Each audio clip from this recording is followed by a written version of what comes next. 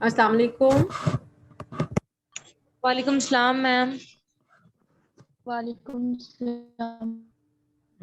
ये कौन सा बच्चा है जिसकी आवाज हमेशा ही ऐसी आती है? अच्छा जी, आप लोगों ने स्टेबिलिटी कांस्टेंट का लेक्चर सुन लिए थे?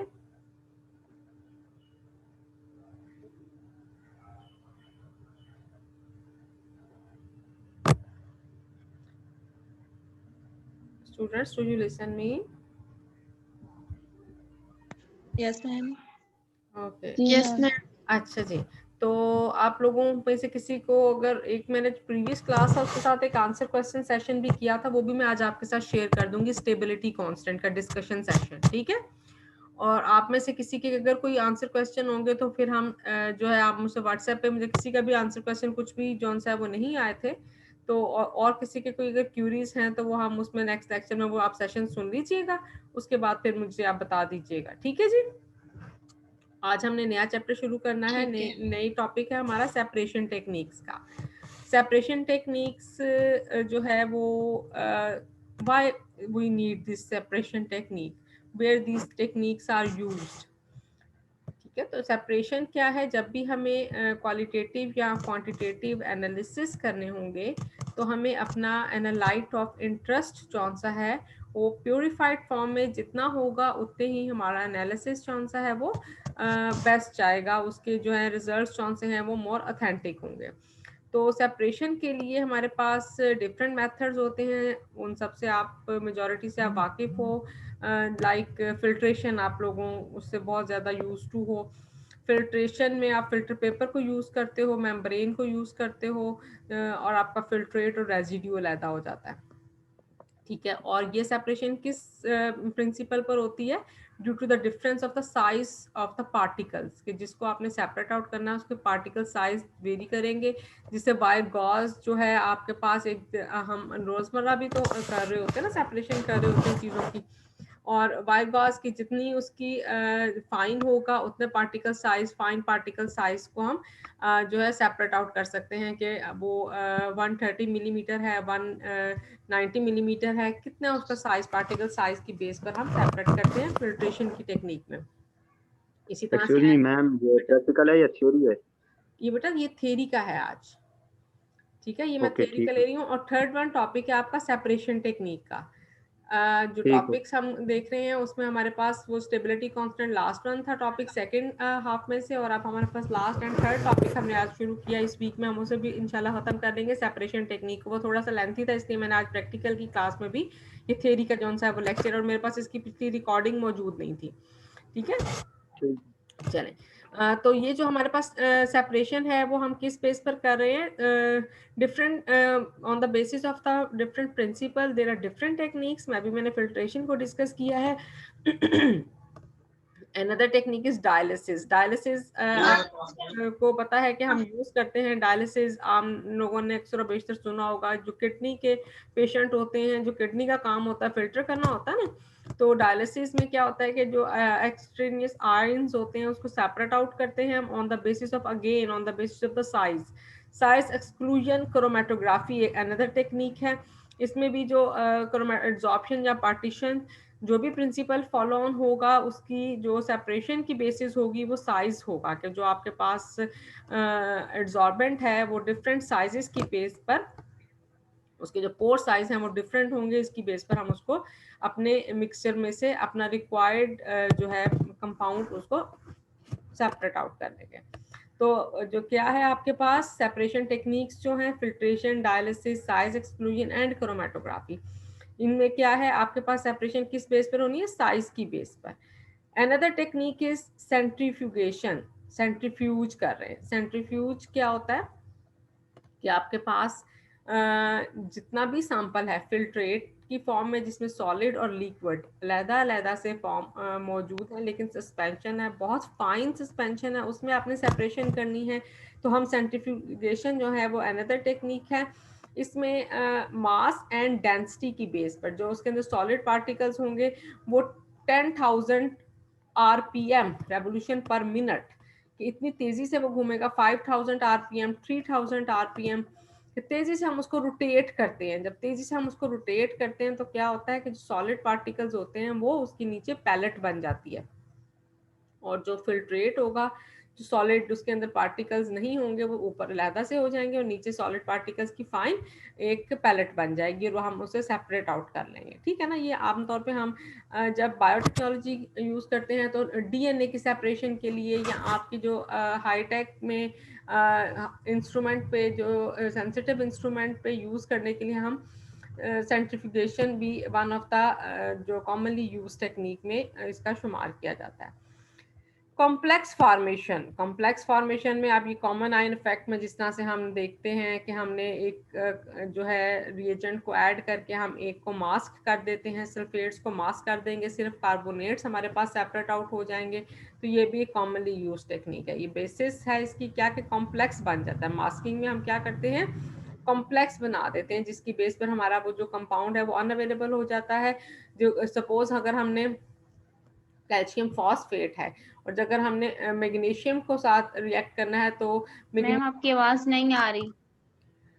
अच्छा, मैं रिकॉर्ड कर रही हूँ। अब जिसको नहीं आती ना आवाज़, अब देखिए ये इस तरह की सिचुएशन है कि इसमें ना बहुत ही मैं वही सारा सिस्टम यूज़ कर रही हूँ जो भी 5 मिनट पहले यूज़ कर रही थी। तो कर रही हूँ उसके बाद मैं इसको ना उस पर यूट्यूब पे भी जो है वो अपलोड कर दूंगी। ठीक है, फिर वहां पे आप इसको दोबारा सुन लीजिएगा।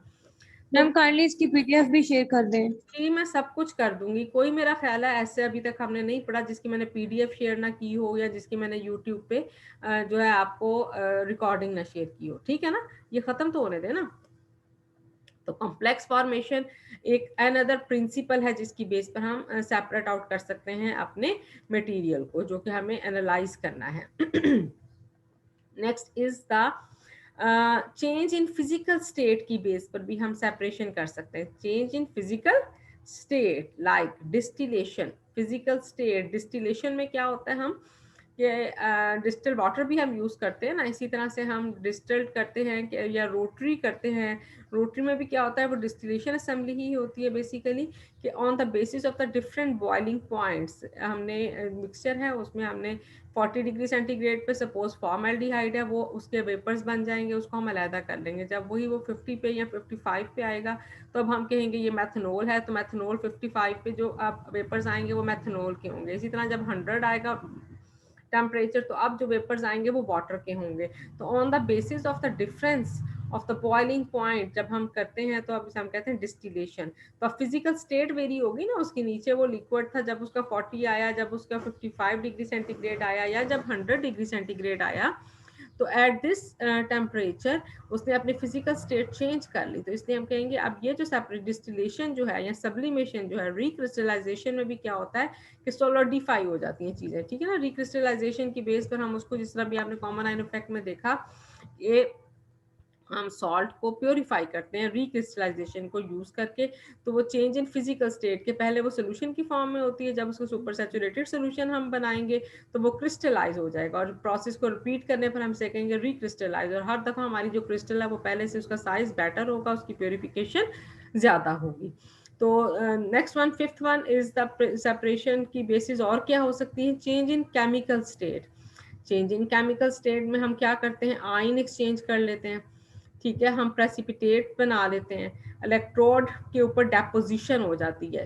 इलेक्ट्रोड डेपोजिशन की बेस पर जो जिंक ऑक्साइड है वो जिंक में चेंज हो जाएगा, एक की ऑक्सीडेशन हो जाएगी, एक की रिडक्शन हो जाएगी। आपने वो नेल्सन सेल वगैरह जो है वो पढ़ा हुआ है, आपने 9-10 से आपने लोग उस पर यूज टू उसको।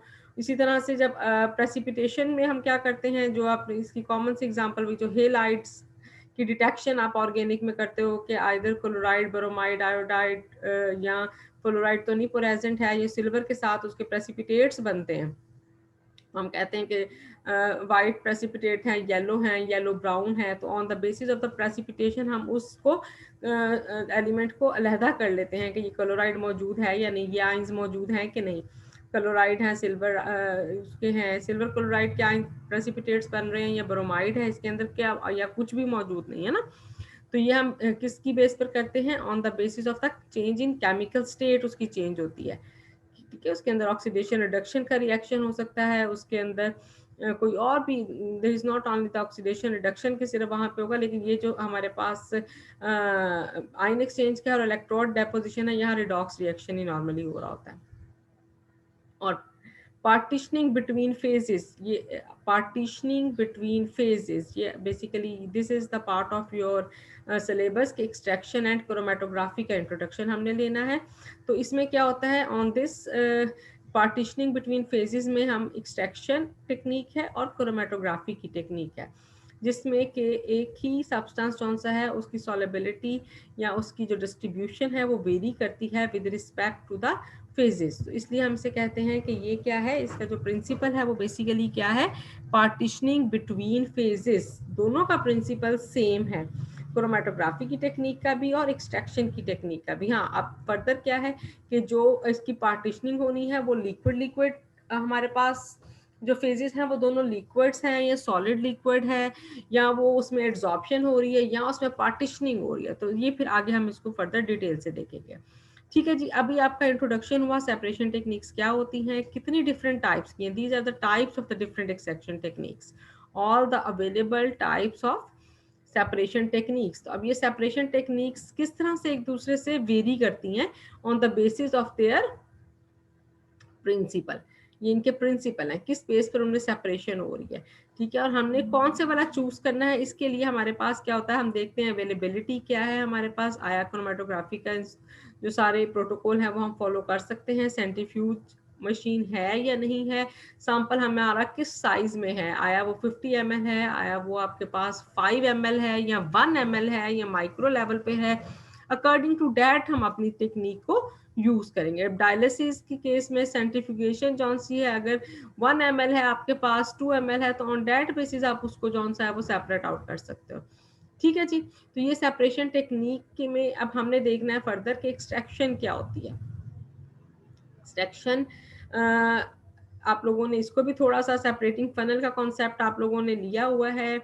तो सेपरेटिंग फनल में बेसिकली हम एक्सट्रैक्शन करते हैं। एक्सट्रैक्शन कैसे करते हैं कि जो भी हमें सब्सटेंस को सेपरेट आउट करना है, उसको प्योरीफाई करना है, उसके लिए हम क्या करते हैं, जो है सॉल्वेंट एक्सट्रैक्शन का मेथड। सॉल्वेंट एक्सट्रैक्शन का मतलब क्या है कि जो सॉल्वेंट है उसमें सॉलिबिलिटी की बेस पर जो if there are two immiscible solvent system, हमको मिक्स करते हैं दो ऐसे सॉल्वेंट जो कि एक दूसरे में स्पेरिंगली सॉलेबल हो। इमिजिबल जो है वो वर्ड मैं यूज कर रही हूँ, तो वो जो स्पेरिंगली सॉलेबल होंगे, स्पेरिंगली सॉलेबल होने की वजह से, लेकिन दोनों में आपका जो सोल्यूट है उसकी सॉलेबिलिटी जौन सी है वो कंप्लीटली सॉलेबल नहीं होना चाहिए। तो वो क्या कहता है कि वो इक्वली डिस्ट्रीब्यूट हो जाएगा, solute will be distribute equally between two immiscible solvent.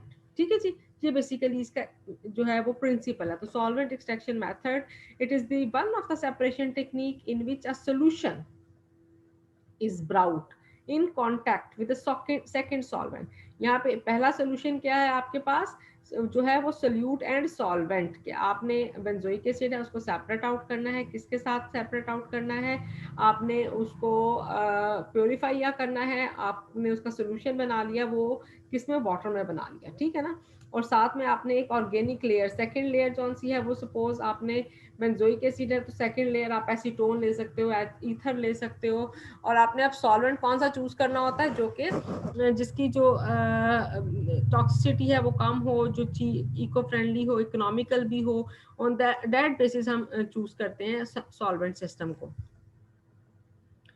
तो immiscible with the first, second है इमिजिबल, ऐसा सॉल्वेंट चूज करना है that immiscible with the first in order to bring about a transfer, in order to bring about a transfer of the solute into the second solvent।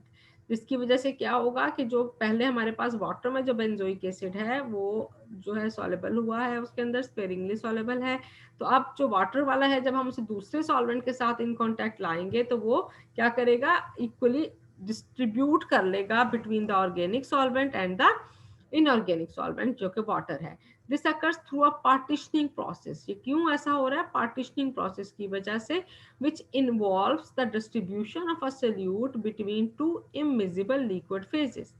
This technique is called the liquid-liquid extraction, which is considered to be the most versatile and popular method of separation of various components of a mixture sample.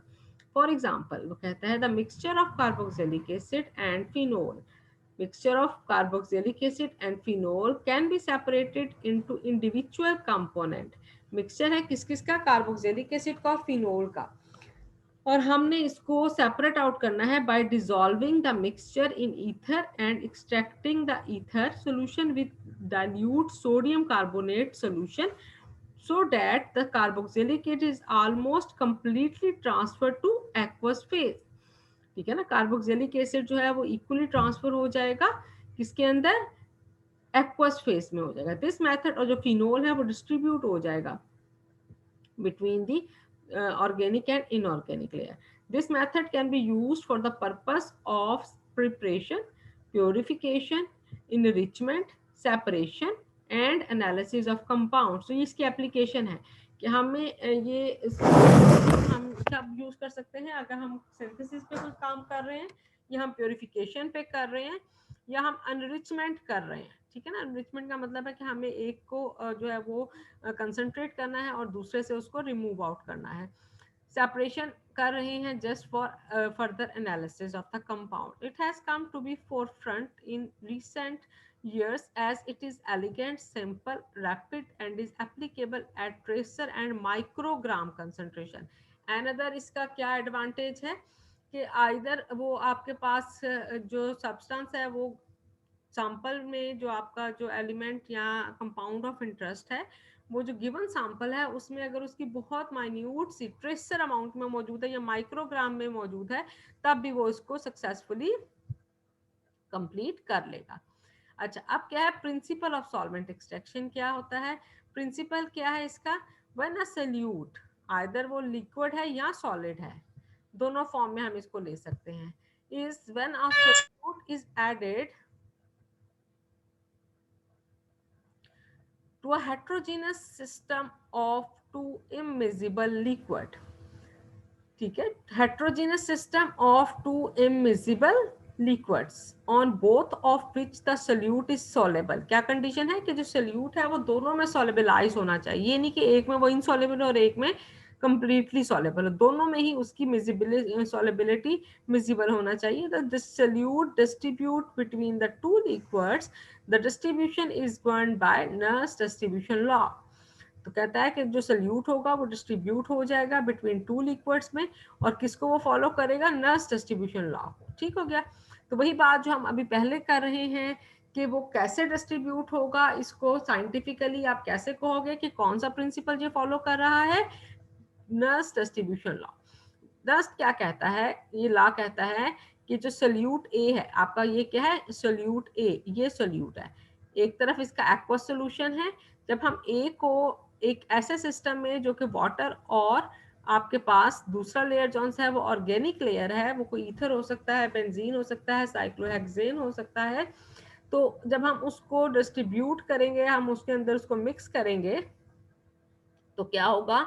वो जो ए है वो equally distribute होगा, there will be equilibrium will be established between these two phases, कि जो A है वो equal होगा between two the distribution of solute A between two immiscible solvents is an equilibrium process.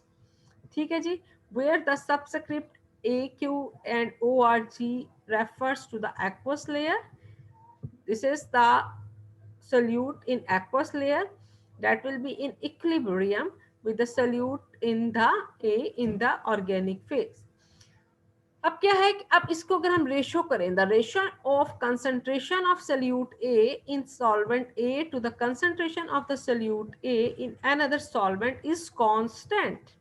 Another important parameter क्या है कि ये जो रेशियो होगी, जिस रेशियो से ए सोल्यूट डिस्ट्रीब्यूट होगा between aqueous and the organic phase, that will be constant, वो चेंज नहीं होगी. ठीक है, अगर हमारे पास बेंजोइक एसिड है, हम सॉल्वेंट सिस्टम क्या ले रहे हैं? वाटर ले रहे हैं, ईथर ले रहे हैं, तो हर दफा जो रेशियो हो रहेगी वो सेम रहेगी. तो so you can say this is another constant parameter, जिसकी बेस पर हम सब्सटेंस को जो है वो प्योरीफाई भी कर सकते हैं, उसको हम आइडेंटिफाई भी इवन कर सकते हैं. ठीक है जी। तो वो कहता है ये कांस्टेंट है। अब ये जो कांस्टेंट है इसको क्या कहते हैं, B. B is constant at a particular temperature. इसको हम क्या कहेंगे, ये जो आपके पास टेम्परेचर है, कंडीशन क्या है कि temperature should never be change, कि जब भी आपने डिस्ट्रीब्यूशन उसकी जो मेंशन करनी है रेशियो, उसको आपने उसके साथ टेम्परेचर को मेंशन करना जरूरी है कि at this temperature the distribution ratio is जो है वो 1.6 और 2.9 जो भी आपके पास इसकी रेशियो होगी। तो provided the molecular state of the solute in both the solvent is the same. Another condition क्या आ गई कि जो molecular state है वो दोनों की क्या होनी चाहिए, वो mention होनी चाहिए, वो बतानी चाहिए, या आपको उसका बहुत ज्यादा molecular state का variation नहीं होना चाहिए। सपोज क्या है कि अगर बेंजोइक एसिड है ना सब, तो अब जब वहां जहां हम वाटर यूज करेंगे तो वाटर चूंकि आयोनाइज है तो बेंजोइक एसिड भी आयोनाइज हो जाएगा। क्या बन जाएगा, benzoate A9 and hydrogen cation. ठीक है ना, एसिड का जो H है वो निकल जाएगा और आपके पास एनाइन और कैटाइन की फॉर्म में मौजूद होगा। जबकि ऑर्गेनिक लेयर में क्या होगा कि ऑर्गेनिक लेयर में चूंकि आयंस मौजूद नहीं है, जिसकी वजह से वो वहां पर क्या फॉर्म में, या तो वो एज सच मौजूद होगी या फिर उसके इवन ज्यादा अगर उसमें हो जाएगा तो डाइमर्स भी बन सकते हैं। ठीक है ना, मोनोमर्स पॉलीमराइजेशन भी हो सकती है। This constant is called the distribution या पार्टीशन कोएफिशिएंट। इस रेशो को हमने क्या कहना है, डिस्ट्रीब्यूशन कोएफिशिएंट और पार्टीशन कोएफिशिएंट। इसको हम रिप्रेजेंट करते हैं बाय द टर्म के डी। तो इसको हम मैथमेटिकली कैसे लिख सकते हैं, the concentration of solute A in solvent A and that of the concentration of A in solvent B। ये जो रेशियो होगी इसको हम कहेंगे ये पार्टीशन कोएफिशिएंट और डिस्ट्रीब्यूशन कोएफिशिएंट। ये मैंने भी क्या बताया कि ये हर सिस्टम के लिए, हर कंपाउंड एलिमेंट के लिए ये एक कांस्टेंट है eight a particular temperature with a specific molecular state। जी कुछ कोई पूछना चाह रहा है? चलिए जी, अब A क्या है, ऑर्गेनिक सॉल्वेंट है, और B क्या है, B stands for the aqueous solvent. Gibbs face rule क्या कहता है? Excuse me ma'am. जी बेटा। मैम डिस्ट्रीब्यूशन कोएफिशिएंट के अंदर भी हम मोलर कंसंट्रेशन लेंगे इनकी, एक्वस और ऑर्गेनिक की। क्या कहने, बताएं दोबारा, क्वेश्चन क्या है? मैम इसके अंदर भी हम मोलर कंसंट्रेशन ले रहे हैं एक्वस सॉल्यूशन और ऑर्गेनिक सॉल्यूशन की। इनकी कंसंट्रेशन नहीं, ये तो हम कह रहे हैं कि हमारे पास वाटर है, ठीक है ना। बी क्या है, Yes, ma'am. बी क्या है, एक्वस लेयर है, कि आपने बेंजोइक Yes, एसिड है, आपने उसको सेपरेट आउट करना है, उसको प्योरीफाई करना है। ठीक है, तो बेंजोइक एसिड को आप पहले उसका सोल्यूशन बनाएंगे वाटर के साथ। बन गया Yes, solution. ma'am. 10 ml water लेकर आपने उसके अंदर 1 ग्राम आपके पास जो भी बेंजोइक एसिड है उसके अंदर सोलेबलाइज कर लिया। Got it. Yes, ma'am. उसके अंदर आपने सेकंड फेज डाल देनी है ईथर की, एसीटोन की, जो भी आपको, साइक्लोहेक्सेन की, जो भी ऑर्गेनिक लेयर है। तो वो कहता है कि अब जो वाटर के अंदर बेंजोइक एसिड है वो फौरन से क्या करेगा, वो डिस्ट्रीब्यूट कर जाएगा between the organic and the aqueous layer. Yes, ma'am. ठीक हो गया, बस मैम इतनी। मैम ये जो स्क्वायर ब्रैकेट्स होती हैं वो तो मोलर कंसंट्रेशन को रिप्रेजेंट कर रही होती है ना, तो मैं जी, इसलिए पूछ रही ये कंसंट्रेशन सोल्यूट की है। concentration of benzoic acid, A stand for solute, the concentration Yes, of ma'am. benzoic acid in organic layer, the ratio Yes, of ma'am. concentration of benzoic acid in organic layer with respect to the concentration of solute A in aqueous layer is a constant Yes, at ma'am. a particular temperature। ठीक है, Yes, ma'am. and Thank you. provided the molecular state of the solute in both the solvent is same। क्योंकि वो कहता है कि अगर molecular state थोड़ी सी very करेगी तो कंसंट्रेशन भी थोड़ी सी, डेफिनेटली मोलर कंसंट्रेशन भी थोड़ी सी वेरी करेगी। वो फिर आगे हम देखते हैं कि उसको हम कैसे जस्टिफाई करेंगे। तो अच्छा, अब वो कहता है, ये था नस distribution law. Gibbs phase rule भी एक, गिब्स फेज रूल क्या कहता है, तो सॉल्वेंट एक्सट्रैक्शन कहता है कि फॉलो करती है गिब्स फेज रूल को। Gibbs phase rule is P + V is equal C + 2। P क्या है, P is called the number of phases, phases क्या है कि आपके पास एक सोल्यूट है और एक सॉल्वेंट है, एक सॉलिड है और एक लिक्विड है, सपोज वो फेजेस हैं ये। And C is the number of components, कि कितने कंपोनेंट्स आपने सेपरेट आउट करने हैं।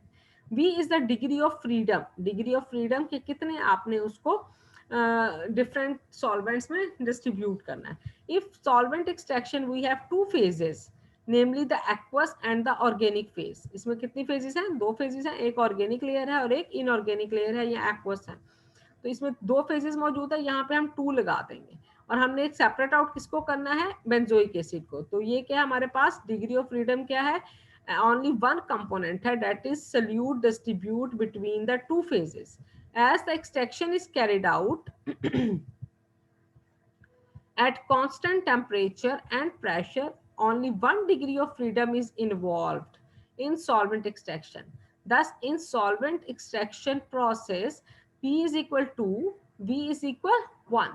कहते हैं कि हमने टेम्परेचर भी मेंशन कर देना है, प्रेशर भी मेंशन कर देना है, तो अब डिग्री ऑफ फ्रीडम हमारे पास सिर्फ एक है। अगर हम डिफरेंट टेम्परेचर पे करेंगे तो कितने डिफरेंट टेम्परेचर पे हमने उसको फाइंड आउट करना है उस फेज रूल को, तो उसके लिए हमें उसको फिर उसकी डिग्री ऑफ फ्रीडम चेंज हो जाएगी।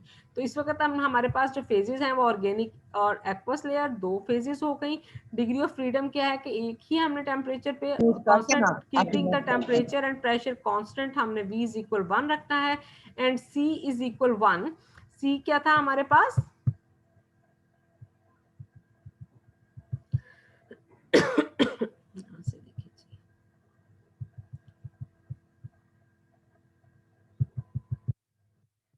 Ma'am C number of components था। एक मिनट जी, सी था कंपोनेंट के कितने हमने सोल्यूट हमारे पास कितने डिफरेंट टाइप्स के हैं। तो ये अब अगर हमने उसकी वैल्यूज पुट कर दी तो 2 + 1 वो कहता है that will be equal to 1 + 2, that is both sides पे आपके पास P + B is equal C + 2। तो इसका मतलब है कि ये सिस्टम जो है वो गिब्स फेज रूल को भी फॉलो ऑन करेगा। Got it? अच्छा अभी हमने जी बेटा आपने कहा कि V और C, V तो डिग्री ऑफ फ्रीडम है कि कितने हम लोगों ने सोल्यूट यूज किए, नहीं डी जो तो फिर V और C में फर्क क्या? C क्या है? नंबर ऑफ सोल्यूट, ठीक है ना, बेंजोइक एसिड है। और V क्या है? V हमारे पास है डिग्री ऑफ फ्रीडम के हमने कितने डिफरेंट टेम्परेचर और प्रेशर पे हम इनको नोट कर रहे हैं, क्योंकि temperature with the change of temperature जो डिस्ट्रीब्यूशन है वो चेंज हो जाएगी, ठीक है ना। हो सकता है कि वो वाटर हाई टेम्परेचर करने पे वो वाटर में ज्यादा सॉल्युबलाइज हो जाए।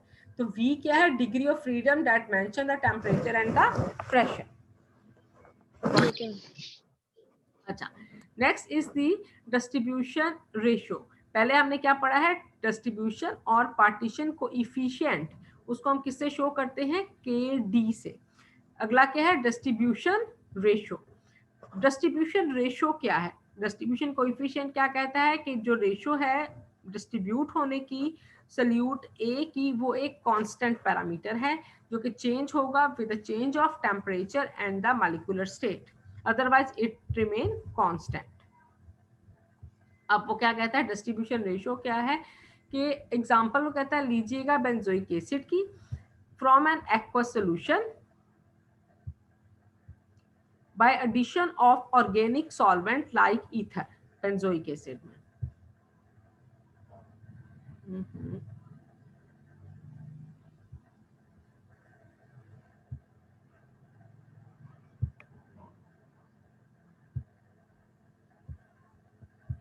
मेरा जूम कौन सा है वो गड़बड़ कर रहा है। स्क्रीन शेयर हो रही है आपके साथ? जी मैम, जी मैम शेयर हो रही है। जी मैम हो रही है। मेरे साथ खत्म हो गई है। जी मैम हो रही है। खैर मैं देखती हूँ।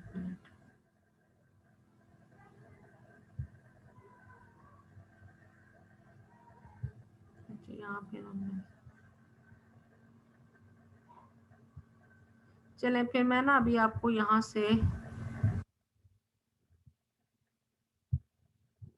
अच्छा अब क्या है टाइम असल में रह गया हमारे पास 7 मिनट्स है। जल्दी से मैं बोलती हूँ कि बेंजोइक एसिड कौन सा है, वो आपके पास जब वाटर में मौजूद होगा तो वो कहता है वो किस फॉर्म में मौजूद है। ये मैंने अभी जो बताया था कि ये यहाँ से आयोनाइजेशन हो जाएगी, बेंजोएट एनाइन बन जाएगा और यहाँ पे इसका कैटाइन बन जाएगा। ये इसको हम क्या कहेंगे, इसमें आयोनाइजेशन होगी और इसका ये ionization constant K A is equal product over reactant. यहाँ तक क्लियर है? जी मैम। ठीक है Yes, जी। ma'am. अब हमने इसी को ma'am. जब हमने इसी सिस्टम को जब हमने इसमें ऑर्गेनिक लेयर को ऐड किया, ठीक है, तो अब क्या हो गया, when the aqueous solution of the acid is shaken, अब हमने जब इसमें ईथर ऐड किया तो अब क्या हो गया, डिस्ट्रीब्यूशन कोएफिशिएंट, अभी जो हमने केडी पढ़ा है वो क्या कहता है, concentration of benzoic acid in ether divided by concentration of benzoic acid in aqueous. यहाँ तक क्लियर हो गया?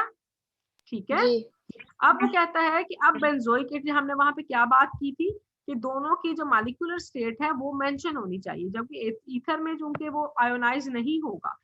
However, part of the benzoic acid in aqueous layer will exist as, जब वो एक्वस लेयर में है वो किस फॉर्म में मौजूद है, एनाइन की फॉर्म में, और वो किस, इसकी आयोनाइजेशन किस पर डिपेंड करती है, इसकी आयोनाइजेशन कांस्टेंट की बेस पर और pH of the aqueous layer पर। Hence, quantitative separation may not be achieved. तो हम इसे क्वांटिफाई नहीं कर सकते क्योंकि बेंजोएट एनाइन एक डिफरेंट, उसकी सेपरेशन, उसकी जो टेक्निक वो आयन की फॉर्म में है, मॉलिक्यूलर स्टेट इसकी वेरी कर रही है, तो इसलिए हम उसे क्वांटिफाई नहीं करेंगे। However, in solvent extraction, the primary interest is the fraction of the total solute that is transferred into the either the two phases, and association or dissociation is immaterial। तो कहता है कि हमें बेसिकली जब हम solvent extraction कर रहे होते हैं तो हमें ये नहीं होता कि उसमें कितने क्वांटिटी इसकी मौजूद है कितनी, हमारा मकसद सिर्फ सेपरेशन करना होता है। तो सेपरेशन तो हो जाएगी, लेकिन क्या होगा कि थोड़ी सी जो उनकी मॉलिक्यूलर स्टेट है वो वेरी करेगी। मॉलिक्यूलर स्टेट को वेरी करने के लिए उसने क्या कहा कि अब हम सिर्फ ये नहीं कहेंगे कि वो एक्वस लेयर में बेंजोइक एसिड की फॉर्म में मौजूद है, बल्कि वो किस फॉर्म में भी मौजूद है, उसमें कुछ फ्रैक्शन इसके एनाइन की फॉर्म में भी मौजूद है। तो ईथर के केस में हम सिर्फ उसको एज सच रहने देंगे, लेकिन जब हम उसे लिखेंगे इन दी एक्वस लेयर, यहाँ पे इसको रिप्लेस कर दिया है कि उसमें उसने कहा कि ना सिर्फ वो, क्योंकि वो इनविजिबल है, कंप्लीटली सॉल्युबल नहीं होगा, तो बल्कि क्या होगा कि वो कुछ फॉर्म में वो बेंजोइक एसिड की फॉर्म में रहेगा और कुछ फॉर्म उसकी मॉलिक्यूलर स्टेट जो सी है वो बेंजोएट एनाइन की फॉर्म में रहेगी। तो इसलिए अब हमने जो हमारे पास डिस्ट्रीब्यूशन कोएफिशिएंट था उसके लिए हमने एक और टर्म यूज की, उस टर्म को हमने क्या कह दिया, डिस्ट्रीब्यूशन कोएफिशिएंट की बजाय डिस्ट्रीब्यूशन रेशियो। डिस्ट्रीब्यूशन रेशियो में हमने क्या किया, हमने मेंशन किया उसकी मॉलिक्यूलर स्टेट को भी, ठीक है। तो distribution ratio which takes account of the solute in all its form, ionized or dimeric or both in the two phases. It is defined as the ratio of concentration of the species of the solute in each phase. ठीक है ना। अब ये हमारे quantify एक result देगी कि अब ये हमें कंप्लीट देगी कि benzoic acid and benzoate A9 दोनों को मिला के और एक्वस लेयर में कितना बेंजोइक एसिड मौजूद है और ईथर लेयर में कितना बेंजोइक एसिड मौजूद है। ठीक है जी, गॉट इट? यहाँ तक क्लियर हो गया सबको? मैम। Yes, madam. जी एक्सक्यूज मैम, आपने यहाँ पे डिस्ट्रीब्यूशन रेशियो में एच पॉजिटिव क्यों नहीं लिखा? जब बेंजोइक एसिड ने आयनाइज होना है तो कटाइन और एनाइन दोनों बनने हैं ना, तो कटाइन एनाइन तो लिख दिया आपने, तो कटाइन एच पॉजिटिव क्यों नहीं हमें लिखा? एच पॉजिटिव इसलिए नहीं लिखा क्योंकि हमें क्या चाहिए, बेंजोइक एसिड। यहाँ पे हमने कहा कि पीएच की बेस पे, अब वो बेंजोएट एनाइन है, एनाइन की फॉर्म में हमें बेंजोइक एसिड प्रोटो, ये इसकी एसिडिटी तो किसी भी वजह से चेंज हो सकती है, एक्वस लेयर में उसकी पीएच तो 7 ही होगी ना, ठीक है ना। न्यूट्रल की फॉर्म में कह रहे हैं, अगर हमने एसिडिक या बेसिक किया तो हमने साथ मेंशन कर देनी है उसकी पीएच की, लेकिन इसकी फॉर्म में बेंजोएट एनाइन जो है इसको हम आसानी के साथ बेंजोइक एसिड, बेसिकली यहाँ पे अगर सिर्फ प्रोटॉन मौजूद होगा तो हम उसका बेंजोइक एसिड नहीं बना सकते, लेकिन अगर बेंजोएट एनाइन लिखा हुआ है तो उसके अंदर हम 1-2 ड्रॉप एसिड का डाल के तो हम उसका इजीली क्या करेंगे, बेंजोइक एसिड हम उसको कहेंगे। उसकी क्वांटिफिकेशन के लिए हमें कौन सा पार्ट उसका रिक्वायर्ड है, एनाइन चाहिए हमें उसका, ठीक है ना। ठीक है मैम। गॉट इट कि हमें वो किस फॉर्म में बेंजोइक एसिड किस फॉर्म में मौजूद है, एनाइन की फॉर्म में मौजूद है, बेसिकली सिर्फ उसका एसिडिक पार्ट अलग हुआ है, ठीक है। और वो वाटर में चूंकि वो भी आयंस की फॉर्म में मौजूद है तो वो एज सच मौजूद है, सिर्फ उसकी मॉलिक्यूलर स्टेट चेंज हुई है। ठीक है, तो आज हमने क्या पढ़ा है, सेपरेशन टेक्निक्स कितनी तरह की मौजूद है, टाइप्स पढ़ी है उसकी, उनके प्रिंसिपल पढ़ लिया है, उसका एक्सट्रैक्शन को हमने देखा है, एक्सट्रैक्शन की इंट्रोडक्शन लिया है, उसका प्रिंसिपल किस बेस पे काम करता है, गिब्स बेस रूल क्या होता है, distribution coefficient and distribution ratio की डेफिनेशन, उनकी किस तरह से वो सिमिलर हैं और किस तरह से वो एक दूसरे से डिफरेंशिएट करते हैं, कल हम देखेंगे। अभी टाइम खत्म हो रहा है क्योंकि there is only 3 minutes to close this. अब हमारे पास नेक्स्ट आएगा रिलेशन, हमने देखना है डी एंड ए डी का कोएफिशिएंट और रेशियो। क्वेश्चन है तो अभी हमारे पास 2 मिनट्स हैं, बताइए। मैम जी मैम अगर हम यहाँ पे एच को लिख भी लेते हैं तो मैम इसकी पीएच में कोई फर्क पड़ेगा? नहीं, कोई फर्क नहीं पड़ेगा ना। देखिए आपने यहाँ पे हमने यही बताना है कि ये एनाइन की फॉर्म में मौजूद है या कैटाइन की फॉर्म में मौजूद है, ठीक है। बेसिकली जो देखिए वो हमें बेंजोइक एसिड की फॉर्म में एसिड है ना, तो ये हम इसको ऐसे जब एनाइन लिखते हैं तो वो ऑटोमेटिकली इसका मतलब है जब भी इसके पास प्रोटॉन बनेगा तो ये एसिड बन जाएगा। अभी इसे बेंजोएट एनाइन कह रहे हैं। Okay ma'am, yes ma'am, thank you. Any other question? Ma'am आप ना 4th ग्रुप को टॉपिक बता दें हाँ, असाइनमेंट का। 4th, thank you very much बेटा। आप 4th ग्रुप कौन सा है वो करेगा जी, स्टेबिलिटी कांस्टेंट, ठीक है। उसको अच्छे से आपने उसको राइट अप करना है और उसको जो है कंप्लीट उसकी अंडरस्टैंडिंग दे के, वो बहुत सारी बुक्स में किसी में कोई चीज मौजूद है, इसीलिए मैंने वो दूसरा एक कॉम्प्रिहेंसिव सा एक था मुझे मिला। जी जी जी बेटा बोले, मुझे आवाज आ रही है, चुप हो गए।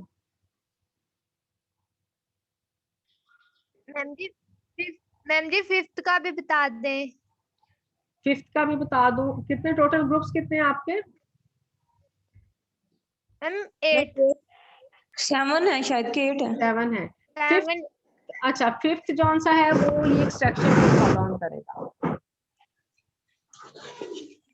Yes ma'am. ठीक है मैम कब तक 5th के? 5th भी 4th भी दोनों ही इस फ्राइडे तक खत्म कर लें। मैम नेक्स्ट तक ठीक नहीं? चले नेक्स्ट तक कर लें, कोई मसला नहीं। यस मैम नेक्स्ट के नेक्स्ट। चले ठीक है। और उससे अगले के लिए होगा क्रोमेटोग्राफी का। Thank you ma'am. 5th 6th के लिए है क्रोमेटोग्राफी, ठीक है। कॉलम क्रोमेटोग्राफी को उसने लेना है। कॉलम क्रोमेटोग्राफी होगा आपके 6th ग्रुप का असाइनमेंट। मैम जी जी मैम हमारे पेपर में सिर्फ एमसीक्यूज आएंगे? बेटा अभी हमें आपके बारे में कोई इंस्ट्रक्शंस नहीं मिली है कि क्या होगा। अभी इस दफा इन्होंने एमफिल और पीएचडी के लिए उन्होंने कहा है कि आप इनके पेपर्स की बजाय एमफिल और पीएचडी का जो इस दफा पेपर हो रहा है वो completely on the basis of assignment है, कि आपने असाइनमेंट जमा करवानी है पूरे सिलेबस की। इस तरह मैं अभी आपको कह रही हूँ ना कि एक एक टॉपिक की आप लोगों से मैं मांग रही हूँ, इस तरह उन एमफिल और पीएचडी की जो अभी लास्ट उन्होंने अडॉप्ट किया मेथड, वो कंप्लीट सिलेबस की असाइनमेंट है, ठीक है। तो इसलिए आप लोग हर तरह से तैयार हैं। कम हो सकता है कि पिछली दफा जो है वो कंप्लीट सबके एमसीक्यूज थे, उससे पिछली दफा एमसीक्यूज एंड शॉर्ट क्वेश्चन थे, और इस दफा भी उन्होंने जो है कंप्लीट असाइनमेंट एमफिल और पीएचडी के लिए ये मांगा है। अभी आपके बारे में कुछ इंस्ट्रक्शंस नहीं है हमें कि आपको कैसे कौन सा मॉड लेना है, तो इसलिए आप अपनी कंप्लीट साथ साथ तैयारी रखिएगा, ठीक है। Excuse me ma'am. जी बेटे। Okay ma'am. मैम ये जो स्टेबिलिटी कांस्टेंट वाला जिनका टॉपिक है असाइनमेंट का, इसमें ज्यादातर